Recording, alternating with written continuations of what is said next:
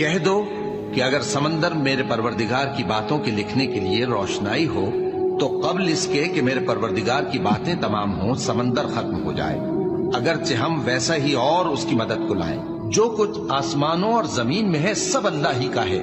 بے شک اللہ بے نیاز ہے، لائق حمد و ثنا ہے۔ اور اگر یوں ہو کہ زمین میں جتنے درخت ہیں سب کے سب قلم ہو اور سمندر کا تمام پانی سیاہی ہو اور اس کے بعد 7 سمندر اور سیاہی ہو جائیں تو اللہ کی باتیں یعنی اس کی صفتیں ختم نہ ہوں، بے شک اللہ غالب ہے، حکمت والا ہے۔ اللہ کو تمہارا پیدا کرنا اور جلا اٹھانا ایک شخص کے پیدا کرنے اور جلا اٹھانے کی طرح ہے،